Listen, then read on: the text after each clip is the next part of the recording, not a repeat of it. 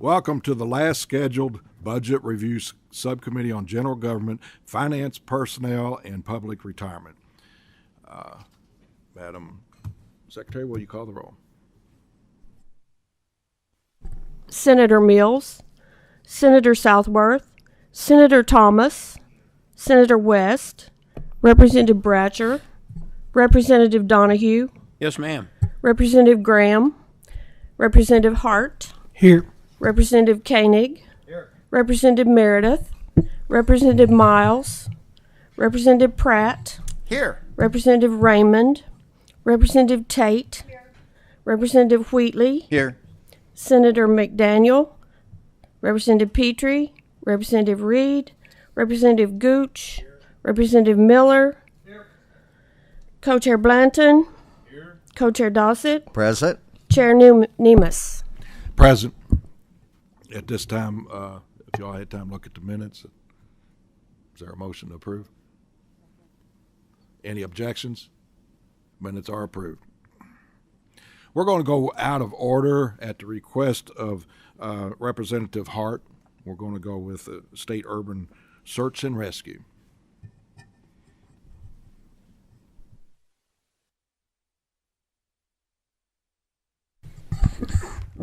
Thank you, Mr. Chairman. I really appreciate that, helping accommodate my presenters with me. With me today, I have to my right Representative Buddy Wheatley, who is the primary co-sponsor of this piece of legislation for us. And to my left, I'm going to let both of these gentlemen introduce themselves. They're our subject experts on this, and they're going to give our presentation of what, why this is needed and what the bill will do. So, go ahead. So good morning, and thank you for giving us the opportunity to come speak to you today and also fitting us in. My name is Ryan Hogston. I'm a captain with the Lexington Fire Department. I've got 30 years of service within the Kentucky Fire Service. 28 of those in January will be with Lexington Fire. I've done 22 years of Special Operations Urban Search and Rescue training throughout the state and the nation. 17 years with Ohio Task Force 1, which is a FEMA Urban Search and Rescue team. I've been on multiple national and statewide deployments, including most recently Hurricane Ian, where I was a task force leader for Ohio Task Force 1, Surfside, Florida, the condo collapse in Miami, the Candle Factory in Mayfield in this past December, the mudslides in Stanton, Kentucky, and then this past summer, the Eastern Kentucky floods. Several hurricanes along with that also. I've served for 12 years as the structural collapse leader for structural collapse team leader for Lexington Fire Department. Good morning.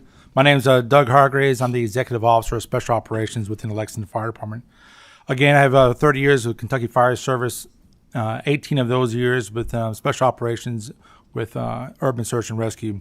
I also served 5 years with Ohio Task Force 1, which is a FEMA Urban Search and Rescue team. Multiple national statewide deployments, including Hurricane Irene, the Candle Factory, Mayfield, Kentucky, where I was the rescue team manager working on the pile. Also, Clay City flooding, Stanton, Kentucky, also with the mudslide. Just recently, Eastern Kentucky flooding. During East Kentucky flooding, we were the first ones in Breathitt County. And then also later on that week, I served as the statewide operations manager for the floods. And in the past, this past year, also presented on the state of Kentucky at the State Urban Search and Rescue Conference in South Carolina. So, what is urban search and rescue, and why do we need urban search and rescue in Kentucky? We're going to answer these questions that you see here in the next coming slides. First, what is urban search and rescue, and what is it considered in 2022? Urban search and rescue is a type of technical rescue operation that involves the highly trained and organized teams. These teams can locate, extricate, and provide initial medical surveillance of victims trapped in urban and rural areas. Once described as mainly a team for structural collapses due to natural resources, war, terrorism, or accidents, teams now today are used for all types of disasters. They are known and organized as an all-hazards team. They follow the FEMA guidelines. With this, I want to emphasize that we use the word urban in there. That is solely to make a difference between urban and wilderness-style rescue. When we say urban, we're talking about houses, cities, streets, those kind of environments, not the wilderness aspect. It's used the word urban in there, and that follows the FEMA guidelines and FEMA definitions. So what are the capabilities of a task force? First, physical search and rescue operations in damaged, collapsed structures, emergency medical care for entombed survivors, task force personnel and search canines, reconnaissance to assess damage and needs and provide feedback to local, state, tribal, and territorial federal officials, assessment and shut off utilities to houses and other buildings, and hazardous materials surveys and evaluations.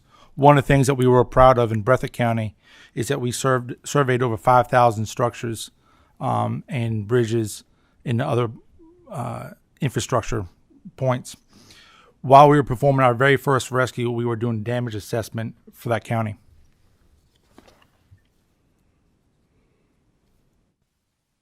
Also, what are the capabilities? Structural hazard evaluations of buildings needed for immediate occupancy to support disaster and relief operations, stabilizing damaged structures, including shoring and cribbing operations on damaged buildings, hazardous material equipment push packages for operations in contaminated environments, and search and rescue operations in water environments. As I said earlier, Lexington Fire Department, Winchester Fire, Kentucky Fish and Wildlife, and Wolfe County Rescue Squad, we were able to rescue over 85 people via boat on the very first day on just one road alone. So why urban search and rescue? Again, we talk about floodings. Flooding is a constant issue with the state of Kentucky. One of the most recent things now is we're dealing with is tornadoes, potential for earthquakes, hurricanes, as we won't see the actual effect of a hurricane initially, but we do see the heavy rains that precede. Also ice storms, infrastructure collapse, and also one other thing we'll add in here is terrorism. So on this slide, we have two different graphs. The first graph is in 2021 of the tornadoes here in Kentucky. The second graph shows you the 2022 tornadoes that actually has happened this year alone. So the trend currently right now is for tornadoes in Kentucky is to start in the southwest part of the state and travel across Bowling Green all the way over to Louisville, Frankfort, and also the Lexington area. This year alone, the tornadoes that seem to be stopping during the I-75-64 corridor, with the exception of the one towards Ashland. Why urban search and rescue? We also talked about the earthquake risk. All right, as most of you know, Kentucky sits on the New Madrid Fault, and so that's the one that everybody talks about, the big one when it happens. In 2014, we did a capstone exercise with the fire departments throughout the state, with the National Guard, and we found some issues that we wanted to correct in those areas. With that being said, if the big one happens, as they call it, they would have what we call the liquefaction of Western Kentucky, which means all the water would basically be shaken out of the soil and come to the top. Right, so that's what we're looking at there, a heavy flooding area, and that's one of the capstones that we did. The second side, the right side of the screen you see there, these were the flood death histories for Kentucky from 1996 to 2020. In that you can see the different counties, different areas where flooding deaths have occurred. On the bottom, you can see, even though Kentucky only accounts for a little over 1% of the U.S. population, the flood deaths between 1996 and 2020, the state accounted for almost 4% of the total flood deaths in the United States. And so that's something we want to look at. These numbers do not include the numbers that happened this past summer in eastern Kentucky with the death toll of 39. So history of USAR in Kentucky. Since 2010, it's estimated that over 180 firefighters have received this highly skilled certification in structural collapse response, or USAR. These firefighters stretch from across the states. They include cities from Paducah to Ashland, Louisville to Campbellsville. A committee was formed and tried for 5 years from 2012 to 2017 to make this much-needed statewide team a necessity, a reality, First responders travel to connecting states and join their federal and state teams because we don't have a state team here. I'm an example of that, and so is Lieutenant Hargraves. We both go to Ohio to be a part of their state and federal team. In the last 12 months, Kentucky has had two historical disasters that were the largest tornado in Kentucky's history and a 1,000-year flood killing 39. Like I said, if we establish this USAR team in Kentucky, that'll allow us to keep our members in state and allow them to be used in our capabilities. Excuse me. Yes, sir. Can we move on through these Sure. quickly? Sure. Give you a little bit of time for questions. Sure. So as you can see, this is the biggest slide we wanted to show you. Out of all the states in the United States, 43 states have some type or form of regional or state team. Kentucky, as you can see in the white there in the middle, is the only state in the South that does not have a state or a regional team. Go ahead. So how would we do a program? We've done an evaluation of this, and it's been an ongoing process since 2001. We wanted to define a mission statement, develop an accredited program that would be a standalone division under umbrella of a larger entity. Most ideal spot for us would be the Kentucky Emergency Management. However, it could fit under any agency that has a responsibility of response. Develop accredited teams and placed throughout the state and with different levels of training and capabilities. All right, skip to the cost, he says. Skip to the cost. Back one. One more. To the cost. There you go. There you go. Is that me? Yep, that's you. Is that here? Okay. So, how much would this cost the Commonwealth of Kentucky? We took into the consideration all the following. FEMA, SUSAR, which is State Urban Search and Rescue, NFPA is what's governed fire departments, and EMAP guidelines. Realistic time for developing and training, equipment and fleet, current supply chains, and geographic areas of Kentucky. The cost, as you can see there, would be year one, $12,875,000, year two, $12,009,000, and then each year after that, about a $3 million curfew for finance for making sure that we keep everything up to date. So when could we go ahead? So when would we expect to see deployable teams? Once funding is established, projected timeline for Kentucky USAR is the first year to establish the USAR program, established with 5 regional teams across the state, starting with Western Kentucky and then also East Kentucky. Kentucky Task Force 1 and Kentucky Task Force 2 would be deployable on a limited basis, and advanced training would begin. On year 2, the remaining 5 deployable regional teams would be established. That would be the center corridor of the state. The following Task Force 1 and 2 would be fully deployable at that time. Again, advanced training for the membership would be continued, and then also starting a 3-day exercise. We give you 3 scenarios, and we'll finish. And then we finish. The first scenario is a tornado has touched down in the western part of the state. The local jurisdiction responds and determines that they need our assistance from the regional team. The state EOC is notified. They issue a state incident number. The state EOC, along with the regional team, notifies USAR command staff of the incident. Once the regional team arrives on scene, team leadership will perform a size up and determine if any additional teams are needed. At that point, Kentucky USAR command staff will have regional teams and task forces dispatched to that location. The second scenario is the reports of local and state meteorologists have potential heavy rains and flooding are issued for that part of the state. Kentucky USAR would place regional teams in that state on the closest task force on alert. They would start to pre-roster a team. Local and regional EM directors may request a Type 2 water rescue team to stage in that area. This will prevent delays in response, and a state incident would be created. The local jurisdiction has become unable to support the mission, and they can request response from a regional team. Let you finish. Yeah, so the time now. The time now is to prepare, equip, and train our first responders to respond to Kentucky's next disaster. A Kentucky USAR program is the right choice and is needed within our Commonwealth. And just to conclude here with the presentation, the biggest reason for this team, the biggest example I can give you, right now, because we have no centralized team, it took some of the trained first responders like the Lexington Fire Department 12 hours to get boots on the ground in eastern Kentucky to start performing rescues. we could theoretically get boots on the ground in possibly an hour with this type of team and resource in this state. We could save lives with this team. And real quick, a slide we did go over was one that creates the 10 regional teams that respond within 60 miles. And with those 10 regional teams, we'll be able to touch all of Kentucky and outside of Kentucky. And that's a critical point, and we're looking forward to at least it'll be phased in for a portion of the time, but getting to this point. Thanks. Thank you for skipping through the slides, and all the members. You have the slides in your packet, so if you have any questions, you get with Representative Hart. I do have some questions now. We have Representative Blanton.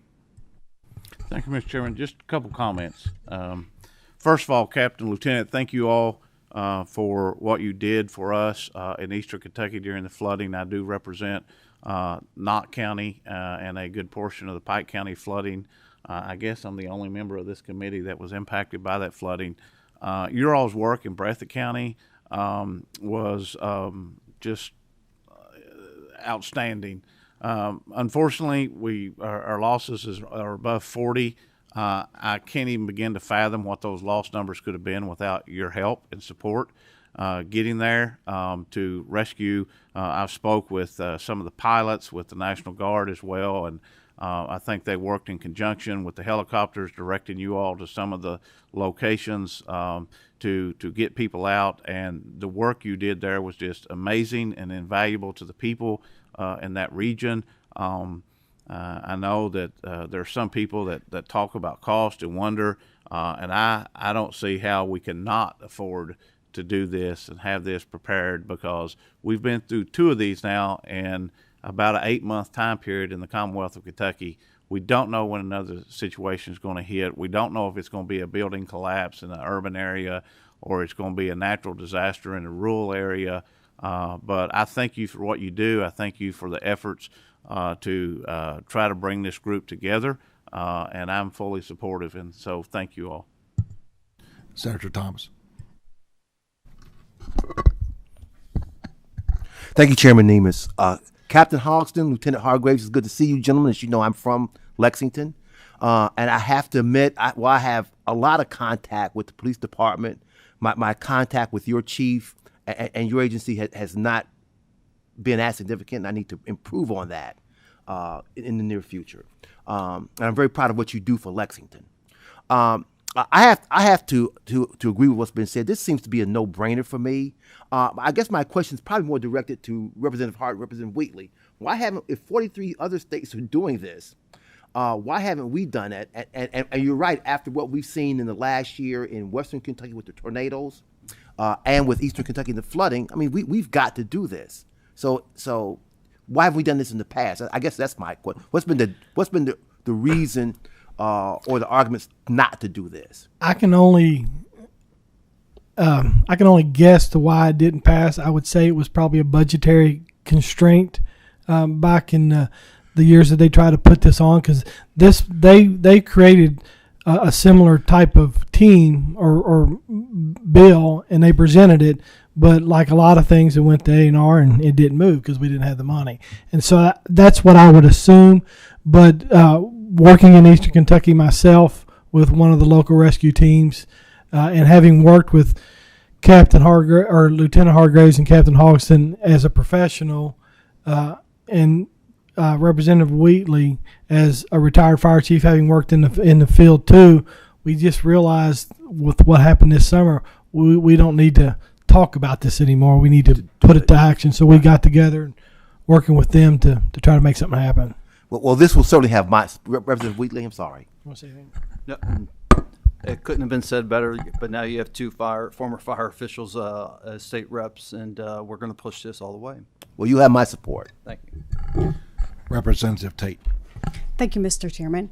So I sincerely appreciate everything that our emergency response personnel have done this year, last year, and obviously in the past, because you guys are just you're the salt of the earth. So thank you so much. One of the things that I want to point out, and I appreciate you all bringing this bill forward, I was the disaster recovery manager for a large corporation. And one of the things that we learned after 9/11 was that our communication between state, federal, and local government was insignificant. And we also learned that there was a breakdown in communication between the public and the private sector. So there was the implementation of the NIM system, which was the National Information Management Systems, and that was a communication and reporting mechanism that was supposed to have been adopted throughout private, public, local, state, and federal. So I believe that this is the beginning of that implementation of the strong communication and working together. So I sincerely appreciate you all bringing this forward, everyone at the table bringing this forward, and I will be looking at this and hopefully I'll use some of my expertise as well, being on a disaster management team for a private corporation, and help make this a little bit better. I think it's good. I haven't looked at it at all. I'm sure it's good because it's a great start, and I'll be looking very closely at it. So thank you very much. Thank you very much for being here. Thank you, Mr. Chairman. Thank you. Appreciate it. Thank you. Next, we have University of Louisville and the Regional Cybersecurity Center.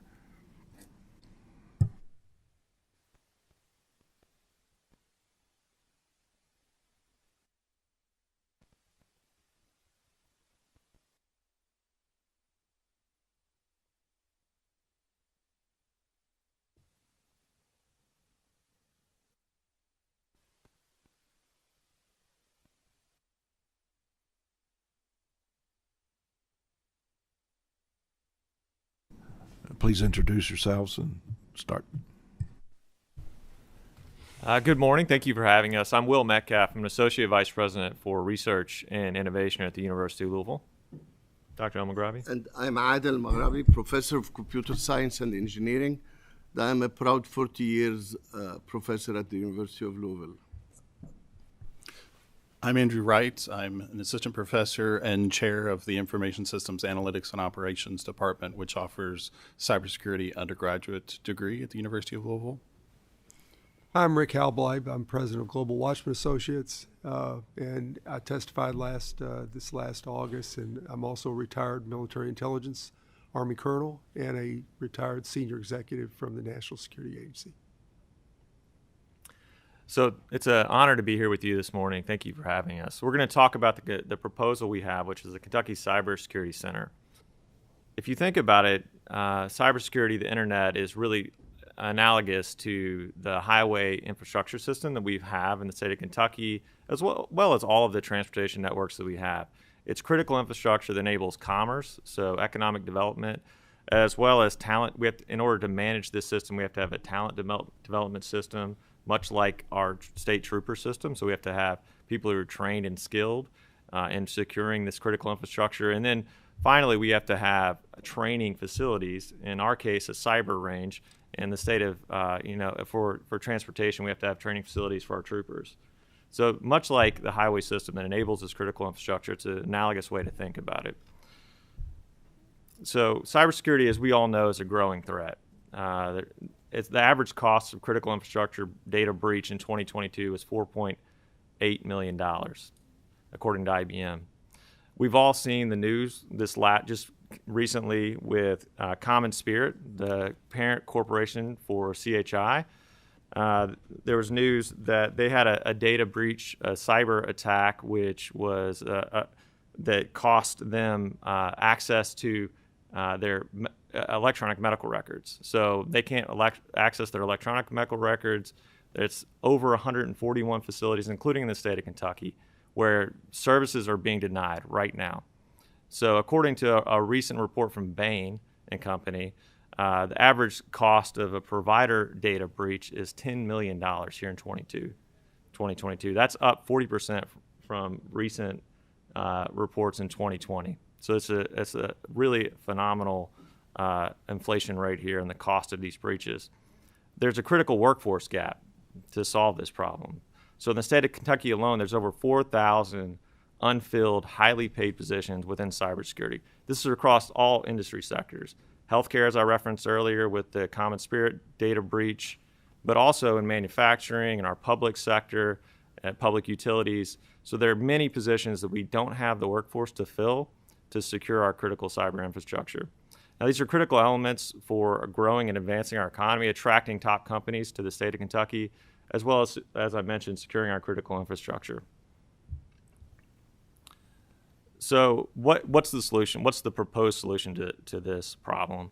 We're proposing Kentucky Cybersecurity's new home in the state of Kentucky to tackle this head on, to tackle this challenge head on. So we have a vision, which is Kentucky's central infrastructure, our state and local agencies, all of our industry clusters, as I mentioned, across manufacturing, healthcare, logistics, and distributions, to build our own critical skilled workforce here in the state of Kentucky, so we can solve these challenges for ourselves. Doing this in a connected way where it's not just in Louisville, it's not just in Lexington, it's not just in Eastern Kentucky or Western Kentucky, but a connected, distributed network of skilled talent that can solve these problems for the state of Kentucky.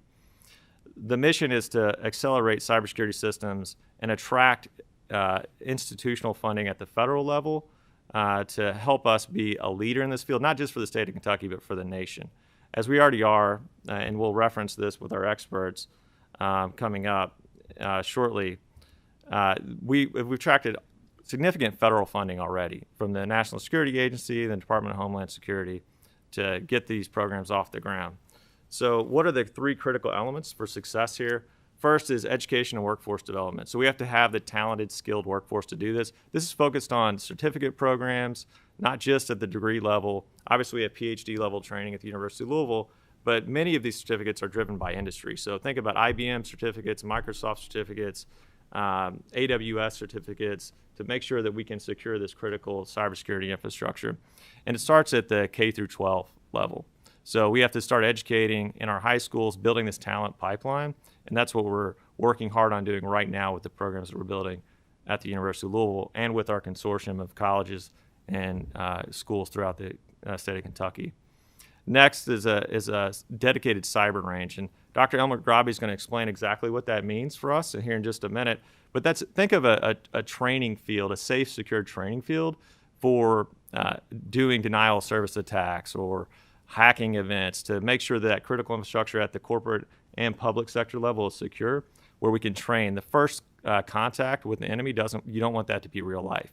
You want that to be in a safe environment. So think about that in the context of like a gun range almost, right? Where you're going and you're aiming, you're learning how to practice.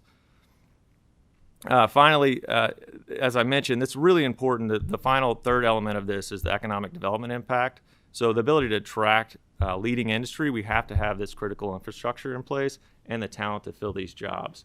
And as I mentioned, Common Spirit right now is dealing with this issue. So this is going to be a physical center. We propose a physical center connected to the Speed School of Engineering on our campus, which is right on the I-65 corridor. So you can access this from anywhere in the state. You can spread this throughout the state easily. You can get to us from Eastern Kentucky or Western Kentucky or Central Kentucky at the University of Louisville. It's connected to our engineering college, so we can have the programs easily accessible for our students and researchers. And we can have all of the organizations there. We can attract leading industry experts from AWS and IBM to our campus to build these programs together collaboratively. So why U of L? As I mentioned, we've already attracted significant funding from the National Security Agency as well as the Department of Homeland Security. We're the only Research One university, so a leading research university in the state of Kentucky that has these designations from the NSA and DHS. So we're ready to do this work for the state of Kentucky with our collaborative network across the state. We're already building partnerships with the University of Kentucky, Eastern Kentucky University, Northern Kentucky University, Murray State, to make sure that we do this in the right way. Because we know in order to provide this training, it has to be done at the site. You can't do this training just at the University of Louisville. It has to be done also, at this location at Murray State with our experts and our instructors that are trained there at those universities across and other institutions across the state of Kentucky. So with that, I'm going to turn it over to Dr. Elmer Grabe to talk a little bit more about the programs we've built at U of L and what exactly cyber ranges are. Yes, hi. We've been working on this for many, many years. We started having interest in cybersecurity before it was called cybersecurity. We called it at the time network and information security. We created graduate training in it. we collaborated in bringing to Kentucky the Kentucky Regional Forensic Center, and we developed a lot of training, and investment came mainly from NSA and DHS. We already had $10 million in investment over the last 2 years alone. We started in 2017 building our cyber range from a grant also from NSA, and we're capable of having up to 200 individuals access this cyber range. However, with time and investment, our needs keep growing, and we want to scale it up to be practical for law enforcement, for disaster, and for response for different agencies. So we're asking, as part of this, to enhance our cyber range to be at a quality that we at Kentucky be proud of. And obviously, this doesn't come with equipment alone. It comes with having a technical support, dedicated personnel, because right now we're stealing time from faculty and students who are not 100% dedicated to the cyber range, and that is a bottleneck. We, as centers of excellence, we are one unique university to have 2 centers of academic excellence designation by NSA and DHS at the undergraduate level in the business school and the graduate level at the School of Engineering.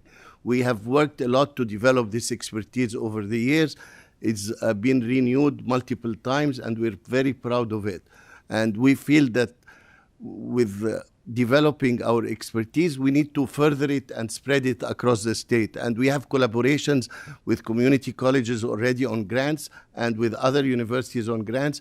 And we lead consortia with at least 12 other universities nationwide. And we are training right now high school teachers on a NSA grant to be able to teach at high school level cybersecurity. Thank you. So next is Dr. Wright. Thank you, Will. This slide gives us an example of the types of programs that we already have experience with and are prepared to deliver in year 1. We can expand this, obviously, with the support of the Commonwealth and the center that we're proposing.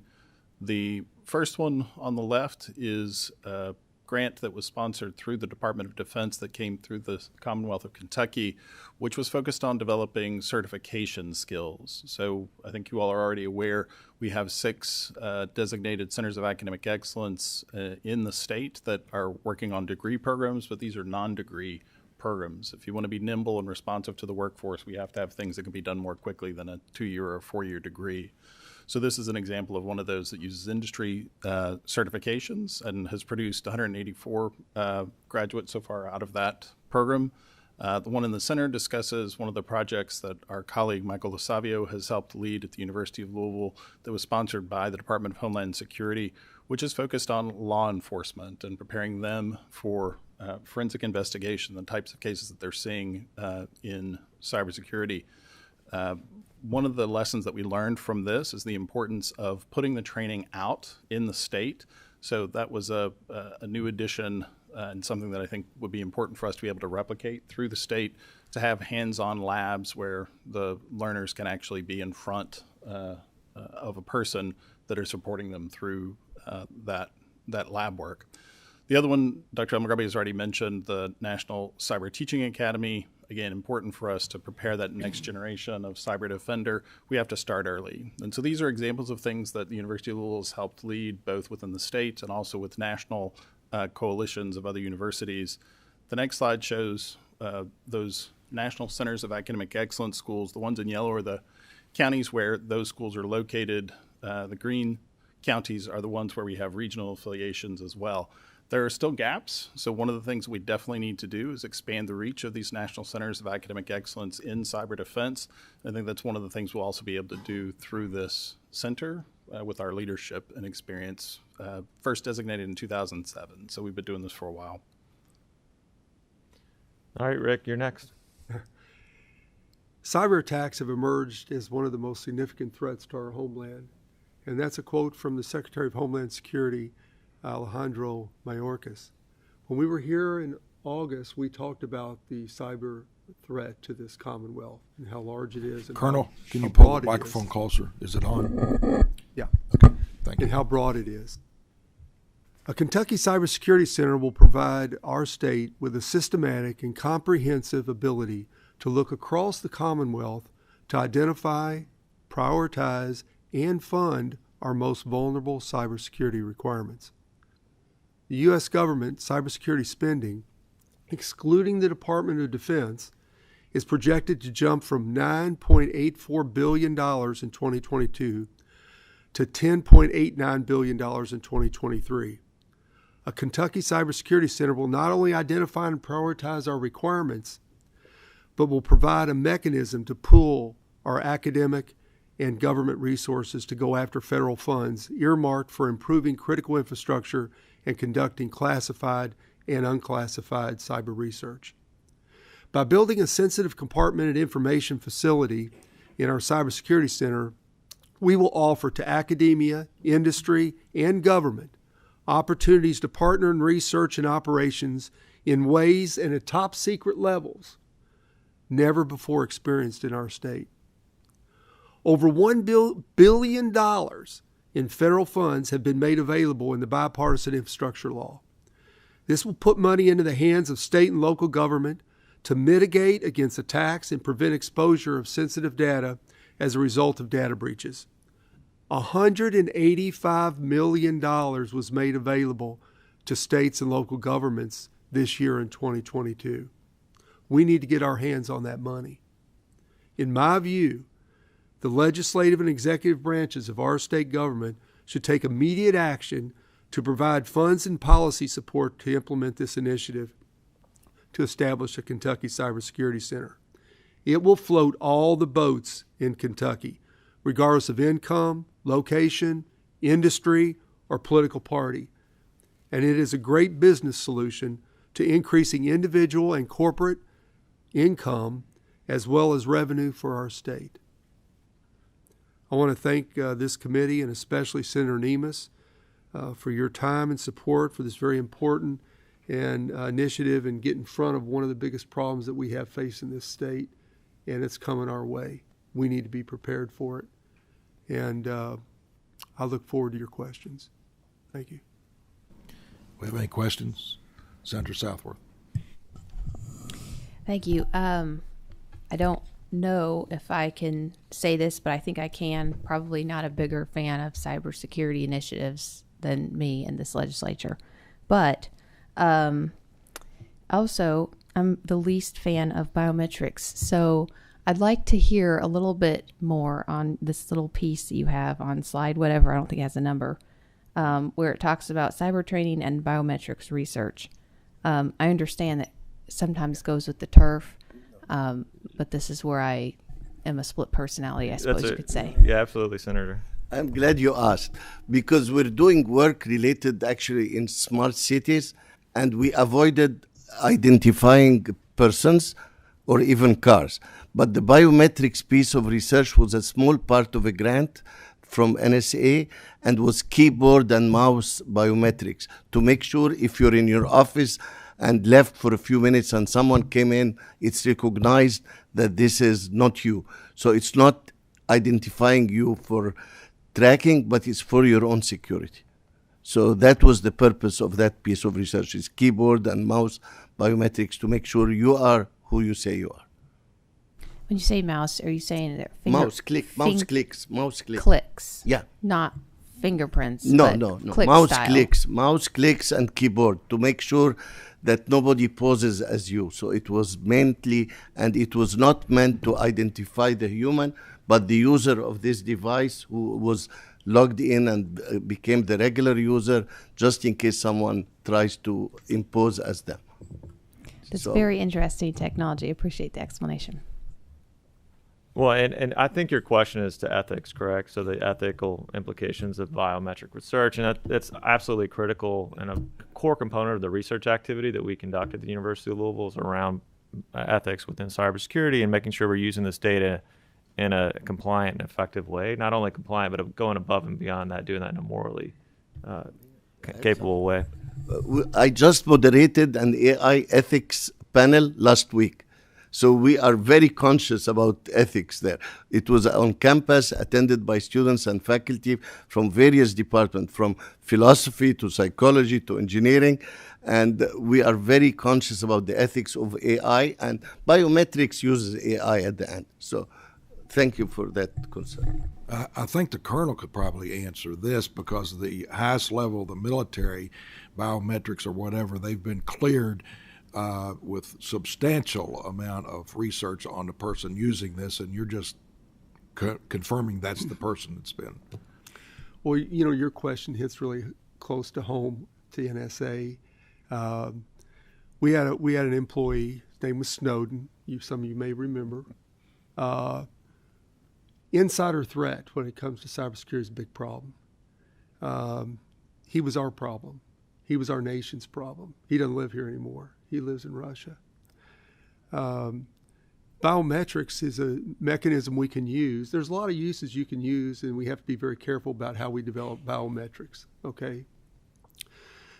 But we've got to be very watchful of who we allow on our IT networks, because everybody today is on those networks. But when you get into systems administration, there's roles and responsibilities that each of us play. And when we're assigned a computer at NSA, for example, that computer is identified to us.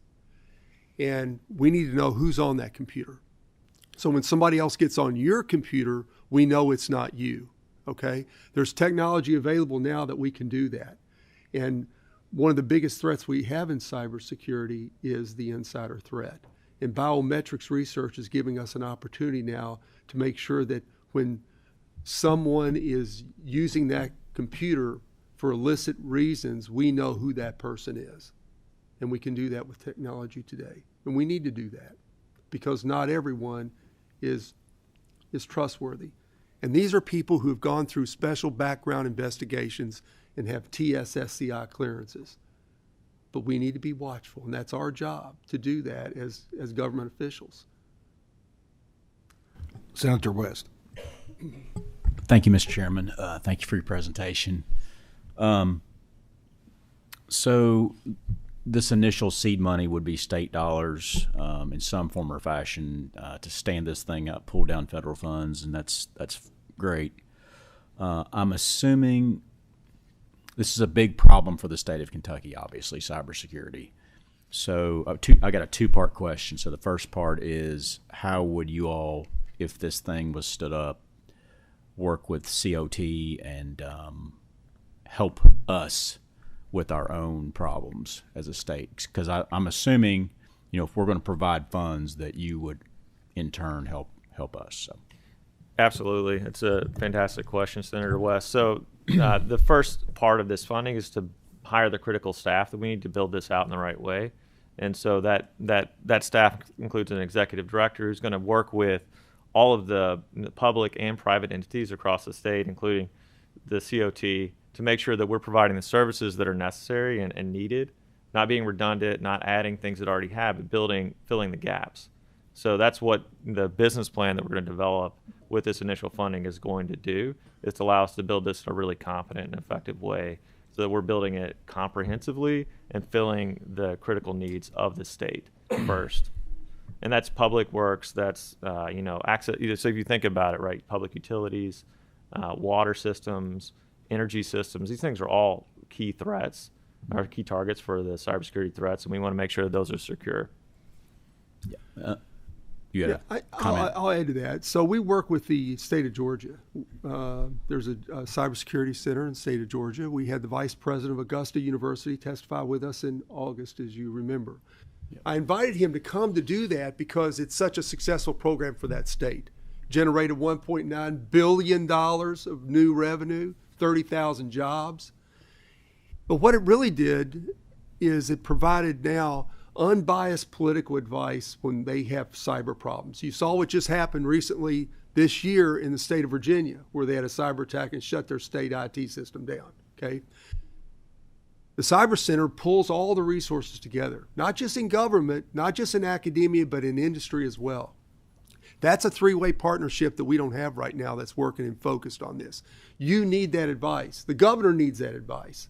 When we have a catastrophe that attacks our utilities or one of our manufacturing, transportation, whatever it is, we need immediate action. That's what that range is going to do. The range will assess in ahead of time by taking in data, just like the ranges we put in down in Georgia, where Department of Energy's down there now, and they're taking their utility grid structure. So when they have when they get a cyber attack on the grid system, they already have the data. They already have the 3D models. They can immediately advise the legislature and the governor as to what the problem is, how severe it is, what action needs to be taken, in what order they need, and what the cost is so we can go to federal funds and get that money. We don't have any of those ranges here. And so I think the Cybersecurity Center is not only going to produce great jobs for this state. We have 700,000 vacant jobs in the United States. Why is that? Because they're not qualified. They're not qualified. The federal government put together the Center of Excellence in Cybersecurity program for academia because they were graduating people who weren't qualified to do the job. Okay? This state has over 50 colleges and universities. We only have 6 centers of academic excellence in cybersecurity. We need to start early, K through 12. When we brought in high school students in Georgia and asked them at the beginning of the day, how many of you people are thinking about a career in cybersecurity? Not one hand went up. Nobody knew anything. Their parents weren't working in cybersecurity. Some of those kids didn't have computers, okay? When we got done at the end of the day, almost all the kids wanted to be working in cybersecurity. These are high-paying jobs, too. It's going to up the income level for our people in this state. Give them great jobs. Jobs are out there. We just need to get them qualified. We need to get them interested early. Great revenue for this state, individual and corporate. It brings industry into this state. We need that industry.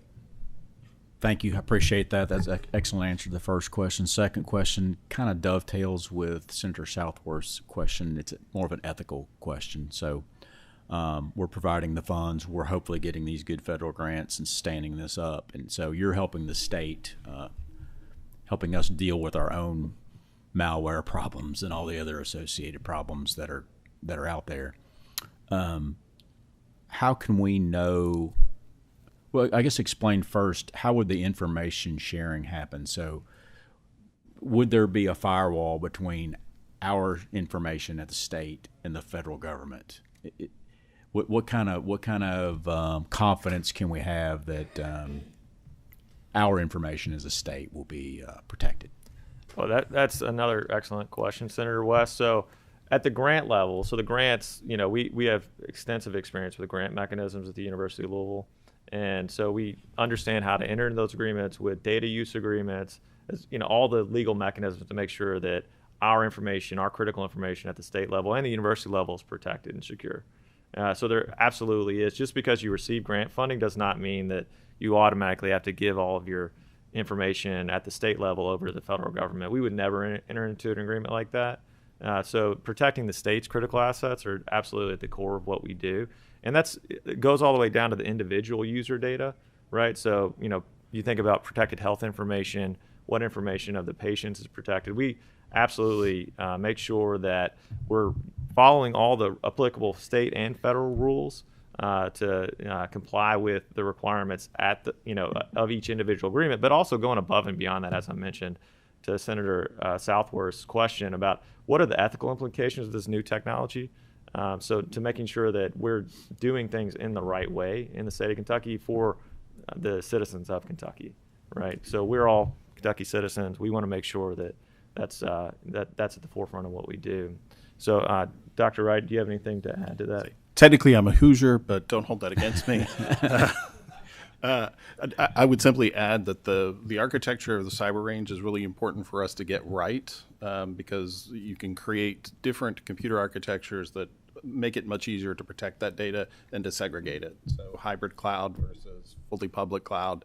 And what we're talking about is something that would be in that hybrid domain, which would make it easier for us to do that protection. So the legal agreements are essential, and that helps drive what we have to do architecturally to deliver on that.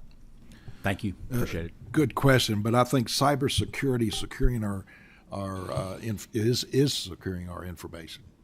Without the cybersecurity, we have hackers. We're not the federal government, but the hackers getting information going overseas to Russia or China or something. So we have Representative Miller. Gentleman over here, trying to get an understanding of how far behind Kentucky is. So maybe there's a better metric, but in my mind, in terms of share of federal funding right now, are we in the bottom quintile or the top quintile? What would you say we are right at this moment? Yeah, another great question, Representative Miller. So the state of Kentucky is what's known as an EPSCoR state from a federal funding perspective. So that means that we are in the bottom quintile of federal funding. I was afraid of that. That's Thank right. you. And so that includes cybersecurity funding. We have some excellent researchers with us here today who've been very successful individually, but in order to be competitive, with other states like Massachusetts or even Illinois, we have to make these investments now. And that's investments in this infrastructure, this type of physical place where we can bring top faculty, top researchers, top corporate executives to show them what we're doing, and what we're doing is competitive on the national level. Yeah. And so it's a great question. So there is urgency here. Yeah, there's absolutely urgency, and there are huge investments being made at the federal level right now. So it's a massive opportunity. We've set ourselves up in the right way to be able to be competitive for that. Right, we've attracted these faculty members with us here today. We've had some initial success with NSA and DHS, but to continue that, it's time for that investment to grow this at a strategic level. So it's an excellent question, Representative Miller. Representative Koenig. Thank you, Mr. Chairman. Over here, the other side. So let's say this money finds its way into a budget, and this subcommittee in the future will do some its job, which is to make sure the money is being spent properly. What are the metrics and the data that should be produced, and this committee should be asking you all about in 2 years and 5 years to see if it's a success and if the money's being spent correctly? Yeah, absolutely. Great question. So the first step here is to build that plan. So that plan will come with metrics. So we have to make these first critical hires, right? So get that executive director, get the plan for the building in place, get MOUs with the companies in place that we know want to be in this space. We know there's demand based upon the success we've had, but we don't know exactly how much demand, so we want to build that out effectively. But at the very highest level, the success will be increase in federal grant R&D dollars coming to the state of Kentucky as a whole. Right now, as mentioned, we have about $10 million in this type of funding. We think that can be a 10x of that realistically within a decade. So we think we can have $100 million of federal funding coming in for this type of research. The number of people trained is critically important. So as we mentioned, right now there's 4,000 jobs in the state of Kentucky with these credentials that are unfilled. So we think we can fill all 4,000 of those jobs, right? So that's an easy metric to click off. The number of people trained and the success of them attaining the jobs of today and tomorrow. So putting people into positions is going to be a key metric of success. Attracting companies to the state of Kentucky and retaining companies in the state of Kentucky is another metric of success. So we want to attract, I don't know the exact number, that's something we need to build out over this, this planning period, this technical planning period, but we want to be competitive to attract and retain top technology-based companies, which is really every company now, right? You think of technology companies, you think of Google and you think of AWS, et cetera, but really every company is a technology company. Now you think about the company I mentioned at the beginning, which is a healthcare company, Common Spirit. It's a national healthcare company, the parent company of CHI. That's really a technology company, right? They have to have critical access to technology in order to function as a healthcare company. So they're a technology company too. In order to be the best healthcare provider we can be, we have to have those jobs and those trainings here to attract and retain those top companies. So that's at a high level, Representative, and answer your question. I'm sure you have follow-ups on that, but hopefully that addressed some of the concerns. I'll add to that. Okay, that's a great question. I mean, I love it when the elected officials ask, "What's the return on investment?" How many investments has this legislative body made in this state and in structures and facilities that they did not get a return on the investment and they become a drag on this state? Great question. Okay. Same question they ask in Georgia. What's return on my investment? The metrics ought to be built on a variety of sectors, like schools. We have Gen Cyber Patriot programs across the nation that are training K through 12 kids.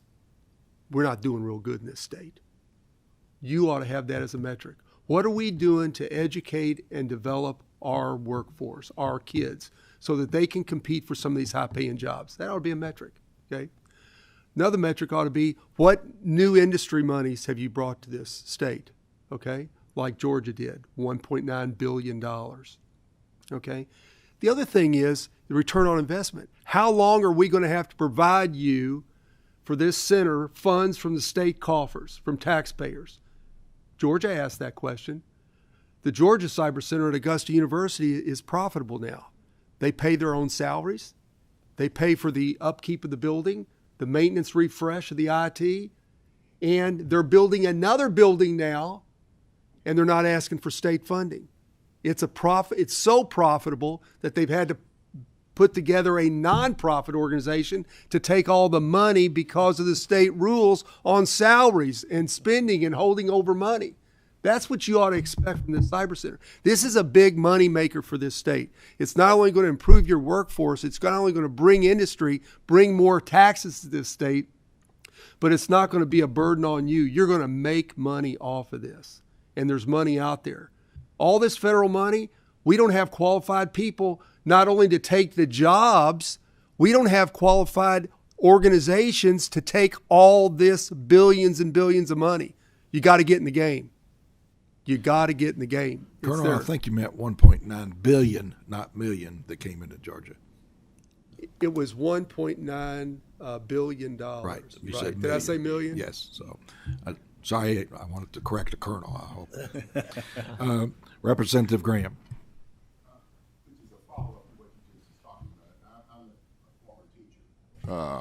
30 years in the classroom. How can we, and you made this clear very early about students who were not aware of what they could possibly do and the income that they would make.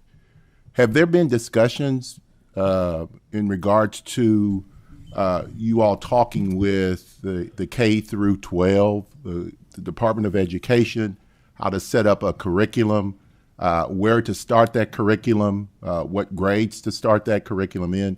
I'll tell you, these kids who are 3 and 4 years old, they pick up on a lot of stuff that, I'm a senior now, and I have to go back and ask them, how does this work? I mean, many of us are like that. But for those who are young, they pick it up really quick.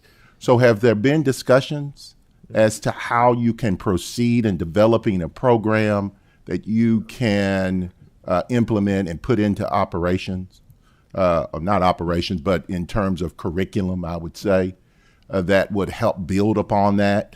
So when the kids are in middle school, they take it to a higher level, and by the time they graduate from high school, they are, I don't want to say experts, but they on the pathway to being experts. Can you address that, any of that, please? Absolutely. Another excellent question. So it's about exposure, right? So exposure to what the potentials are. And we are developing those programs right now. I'll ask Dr. El Maghrabi to elaborate on that, exactly what those programs that we're running are. But it's something we have. We have grant funding actually to do this from the NSF to build pathways with some school systems, but it's something that needs to be expanded throughout the state.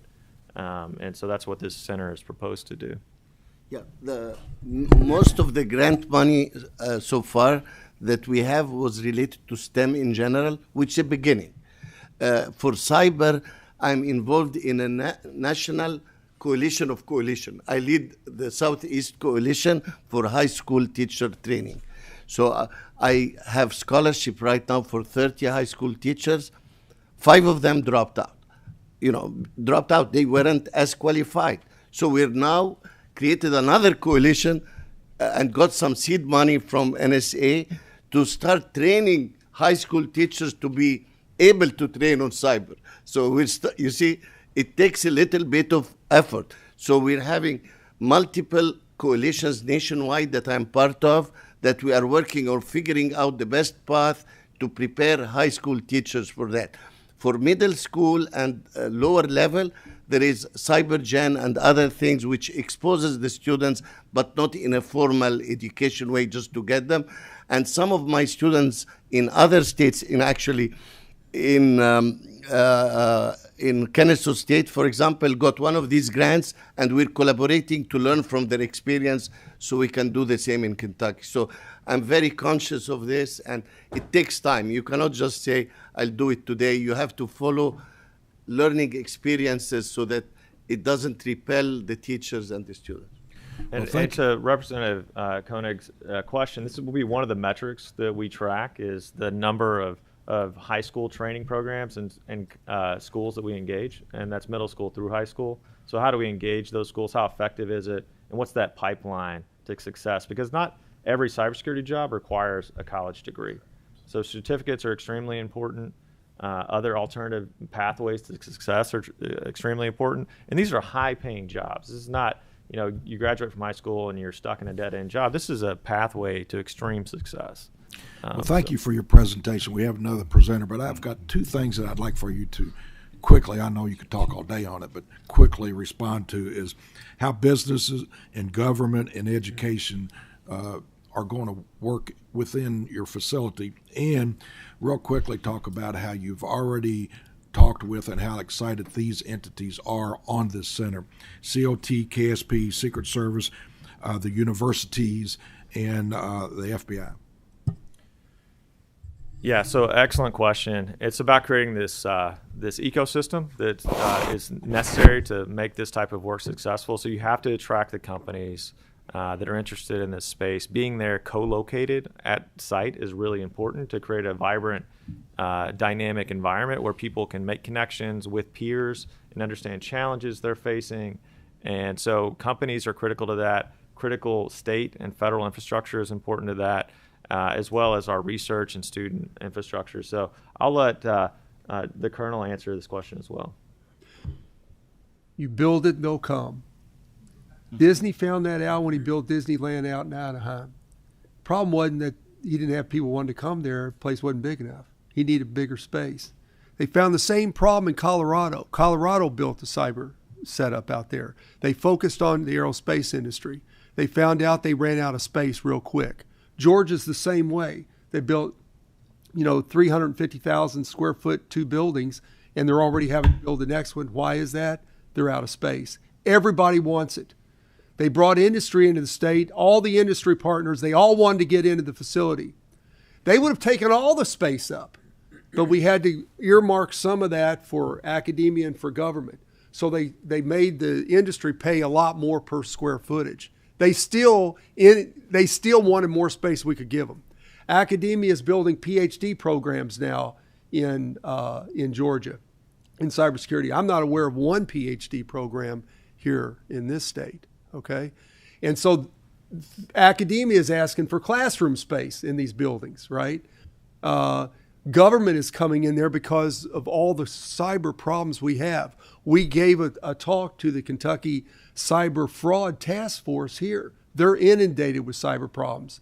And so the issue is going to be, if we fund these first 2 buildings, really your question should be, who are you going to give the space to? How are you going to prioritize who's coming in? Because the demand is going to exceed the capacity, okay? And then how are you going to fund future buildings?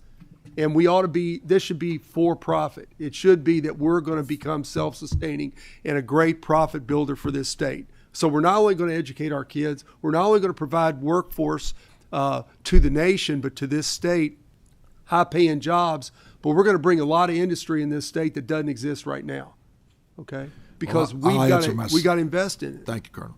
I'll answer my second question myself, so y'all don't go on and on. You've already told me that the COT, KSP, the Secret Service universities, like the University of Cumberland and the FBI, have already expressed an interest and wanted to testify. But as you can see, we don't have time all day to have all of these entities testify to that they want to be involved.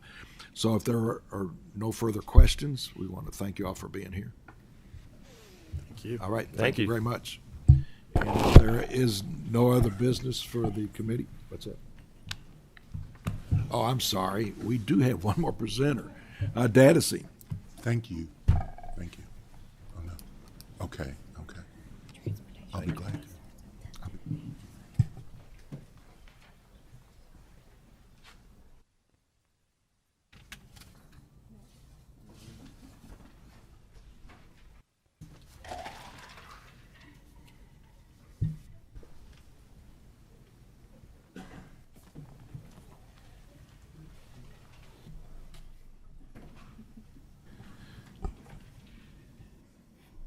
If you'd like to introduce yourself and start, you have 1.5 minutes. Just teasing. I think you look good with that. Good morning. Oh, there it is.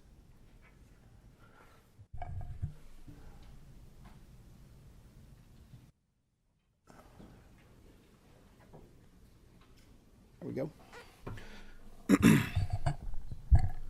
Good morning. My name is Brian Gupton. I am the CEO of DataSeam. DataSeam is a private 501c3 research, education, and workforce development organization based in Louisville. We currently serve 48 of 174 Kentucky districts, representing just over 200,000 students. Our initial mission was to provide computing infrastructure advancing Kentucky-based research, innovation, and commercialization. The byproduct of this goal was providing high-end technology earned by districts through local workforce improvements. This has been a consistent carry-through for nearly 20 years. When this program initially started, DataSeam conceptualized, built, and operated a proprietary supercomputing grid to accelerate cancer therapy discovery for the University of Louisville's Brown Cancer Center. The startup was a self-funded proof of concept in my Princeton, Kentucky hometown using existing computers in the Caldwell County system. The DataSeam grid was designed to be available around the clock for research needs, including during K-12 instructional use, residing on the robust KETS network common to all schools with no interference or detriment to any user, reducing the time and cost of drug discovery. In late 2005, DataSeam was asked to scale this success into our Cole counties by the Kentucky Economic Development Cabinet with 2 new economy grants totaling $1.9 million. Additional appropriation provided by the General Assembly since 2006 has allowed DataSeam to successfully continue the program across numerous administrations and General Assemblies. You might ask, why do we do this here? Well, in Kentucky, cancer occurrence is 2.5 times the national average. DataSeam helps drive cures. What does that mean for the research? Well, one example I would share is that we targeting one of the holy grails of cancer on the DataSeam grid. It's a protein present in 85% of cancers. If you turn this protein off, you turn off 85% of cancer. Without the DataSeam grid, the researchers wouldn't even have thought to pursue it. And we don't consider things like this sometimes happening in Kentucky, but they do. In fact, cancer researchers come to Kentucky for the drug discovery resources available. 2 from the National Cancer Center or National Cancer Institute alone have stayed for it. They've found potential cancer drugs, and researchers would leave without it. We have to think about these cancer researchers just like we would any traditional industry sector and support them. It's important to understand that the University of Louisville receives no direct funding from DataSeam or any of its appropriations. They've made significant infrastructure investments at the university as a part of the DataSeam partnership, continuing research and new cancer treatment efforts at the Brown Cancer Center. The DataSeam grid assists Kentucky federal funding competitiveness, $59 million to date, citing DataSeam as a critical, or the DataSeam grid as a critical resource. That translates to $147.5 million worth of economic impact for the Commonwealth. With your help, we've grown to service as much as 80% of the Brown Cancer research workload, and 90 patents filed so far and 30 awarded. If that's not enough, students in some of the most challenged counties in the United States get the best technology available. Local workforce participates in training intended to improve their condition. As a result, they get better jobs too. Folks who have started out as entry-level technicians are now running departments. Some have become superintendents and other district administrators. Both the University of Louisville and Morehead State have funded the DataSeam Scholars Program, providing 4-year scholarships to students recruited from DataSeam schools wishing to pursue STEM disciplines. In addition to both the biosciences and the full array of engineering disciplines at U of L, Morehead offers one of 5 space systems engineering programs in the United States. DataSeam is a pipeline to those outcomes for the students. And some of you all may be familiar with some of this material from last week. We talk about DataSeam, what I just shared is DataSeam 1.0, and registered apprenticeship has become DataSeam 2.0 for the program. In 2018, the Kentucky Labor Cabinet asked DataSeam to provide a full-scale Department of Labor approved registered apprenticeship in information technology to serve high school juniors and seniors. In response, we developed a 2-year competency-based program providing young Kentuckians training normally afforded to adults, including coursework, mentorship, and required on-job training. The intent is to prepare and expose candidates to meaningful employment, getting them into the workforce sooner and without the potential costs of a college degree. Kentucky currently has tremendous shortages in the IT sector, as we heard from the previous presentation, community banking, healthcare, state and local government, among others, all with openings. This program provides candidates DOL Journey Worker certification just like any other skilled trade. Completers have the requisite skill sets and, most importantly, practical work experience as employees of their school districts, preparing them to advance in the profession on their own. To give you an example, here in our self-funded first cohort, we had a student from Whitley County who's now at the University of the Cumberlands. He's going to finish and go to UK and major med school, go into radiology. Because of the registered apprenticeship, he's now managing computer labs at the University of the Cumberlands, paying job. Over in Hancock County, who's with us today, a young man finished his Journey Worker certification, and he was set to attend Campbellsville University. Owensboro Municipal Utilities reached out to him and offered him a job at 18 years old, starting at $66,000 a year. These successful efforts have helped DataSeam bring to Kentucky additional $3 million in competitive funding from the Appalachian Regional Commission and the Department of Labor to scale registered apprenticeship in Eastern Kentucky. This means 2 federal agencies have independently reviewed and scored DataSeam's program, finding it provides a good return on investment for public funding. Because of the outcomes that I've shared today, we were able to work with the schools many of you represent, our university partners, and lastly, and most importantly, you, the members of the General Assembly, to restore the DataSeam appropriation. The 2022 session provided $7 million over the next 2 years, reflecting expansion you provided us guidance to do, DataSeam's past organizational capacity to execute funding at that amount, and the opportunity to leverage state and local funding for more competitiveness federally to grow Kentucky workforce efforts. This appropriation allows the DataSeam grid to be turned back on for the Brown Cancer Center, supporting over 27 research teams finding new cancer treatments, other state university partners to resume drug discovery, and reestablish and accelerate federal funding competitiveness for the Commonwealth. It's going to facilitate adult technical training and expand IT registered apprenticeships outside of Eastern Kentucky. And lastly, in addition to the $2 million worth of computing provided by the ARC and the DOL grants, it will provide $5.5 million of advanced instructional technology over the biennium for participating schools, doing double duty on the DataSeam grid and curriculum in classrooms. That's going to better prepare these students to be a part of Kentucky's workforce, no matter where they go to college, and maybe with the registered apprenticeship, even if they don't. Lastly, thank you for taking the time to continue to listen to us and allow us to listen to you all and come to a place where determination and outcomes are reflected in legislative intent.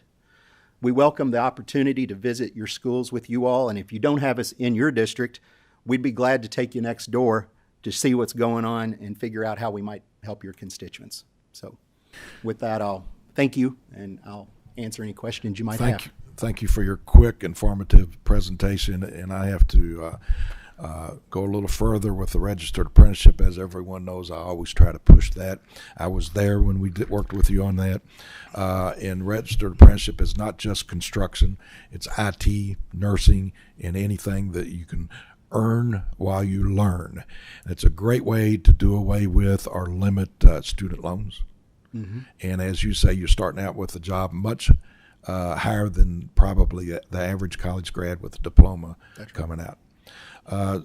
And the money that we put forth for you in the last session, I know you had a contract that you submitted to the cabinet, and they sent back another contract. Can you tell me where that is right now? Thank you for that. And that's correct. We have been presented a contract by the department, and upon review, we were advised not to sign it. This includes by our board, our legal counsel, the advising superintendents, and university partners who would benefit from the appropriation as intended.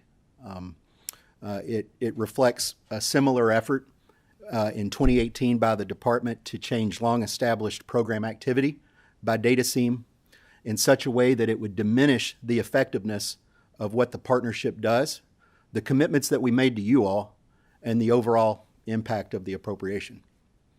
Well, keep me abreast of that, because I hope that we can get this taken care of, and I think we will, because being in the cabinet, I know that attorneys always not only want to dot the I's and cross the T's, but they sometimes want to put in what they think should or should not be, and we always had to tell them, you need to make it what we want legal, not tell us what you want. That's so right. Hopefully that's what's happened in the cabinet, and the Secretary will get them together with you all and have a contract soon.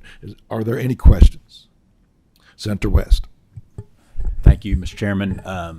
Been a big supporter of Data Seam in the Morning. past. We've had some really good conversations. Appreciate the good work you do. Could you, I'm sorry I was unaware of this situation with the contract, which is why we have these meetings to learn about these things. So could you go into a little bit more detail on the problem with the contract and the specifics, why the universities are pushing back a little bit? There's been a everybody kind of knows what we do with the program, and the contract as presented would substantively change what we do as to what the home agency would want for us to do with that appropriation versus, long established program intent, and just momentum. What we do as a part of cancer research, workforce development, training, those sorts of things. Does that? I guess my question is, if you could be more specific, like how would it change it, or how would it? Well, the contract. You're an attorney. I just do real estate. Recovering. So. The contract as presented is unconscionable. And to give you an example, one example, there's an assignment of copyright in that we would not be able to adhere to. In fact, so based on that alone, the Department of Education would own the University of Louisville's cancer research. Gotcha. So that's fairly serious. Fairly serious. Fairly serious. So that's close enough. You answered my question. Okay. Thank you. Thank you for your presentation. Thank you. Thank you very much. Thank you. And if there's no other questions or business, we are adjourned.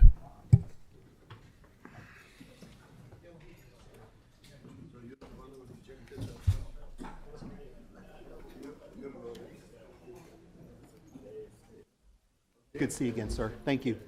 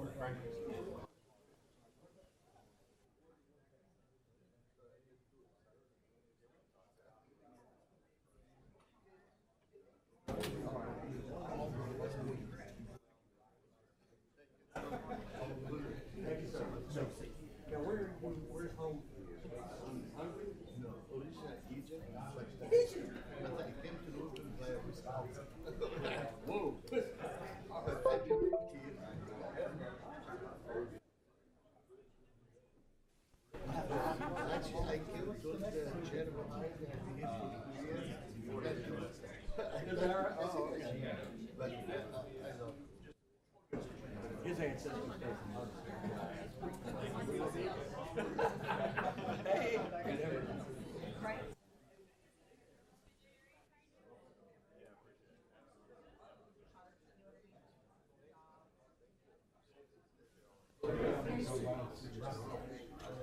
Hi. Hey, Mike.